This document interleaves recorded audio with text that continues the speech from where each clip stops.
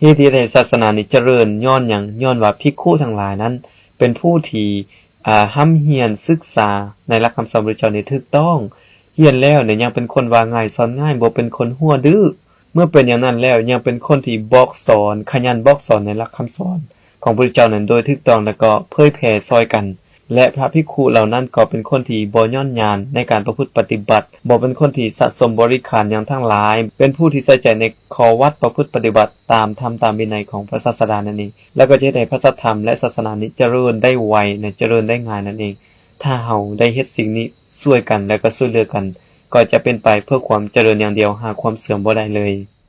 พระองค์ได้ตรัสเอาไว้กับภิกขุทั้งหลายว่าภิกขุทั้งหลายมูลเหตุ4ประการเหล่านี้มีอยู่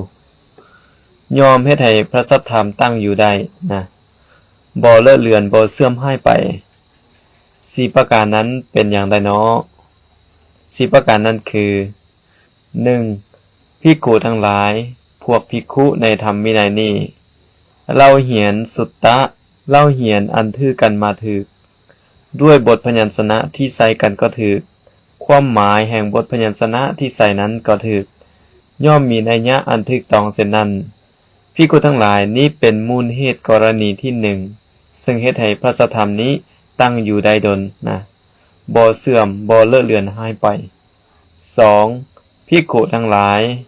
อีกอย่างหนึ่งพวกภิกขุเป็นคนว่าง่ายประกอบด้วยเหตุที่เฮ็ดให้เป็นคนว่าง่ายอดทนยอมรับคำสั่งสอนโดยเคารพอย่างหนักแน่นภิกขุทั้งหลายนี้เป็นมูลเหตุประการที่2ซึ่งเหตุให้พระสัทธรรมตั้งอยู่ได้ดลนะบ่เลอะเลือนจนเสื่อมสูญหายไปอย่างนี้ข้อที่3ภิกขุทั้งหลายอีกอย่างหนึ่งพวกภิกขุเล่าเหียนเป็นพหูสูตรคล่องแคล่วในหลักคำสอนของพระศาสดาทรงธรรมทรงวินัยทรงมัตติกาหรือแม่บทนั่นเอง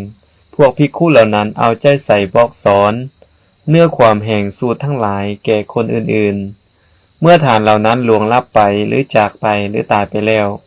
สูตรทั้งหลายก็บ่ขาดผู้เป็นมูลหากหรืออาจารย์มีที่อาศัยสืบกันไป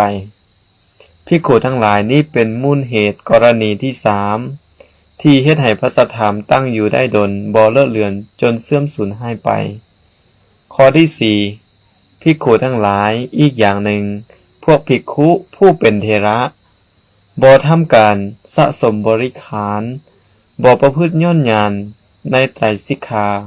บ่มีจิตตกต่ำด้วยอำนาจแห่งนิวรณ์มุ่งหนาไปในกิจแห่งวิเวกธรรม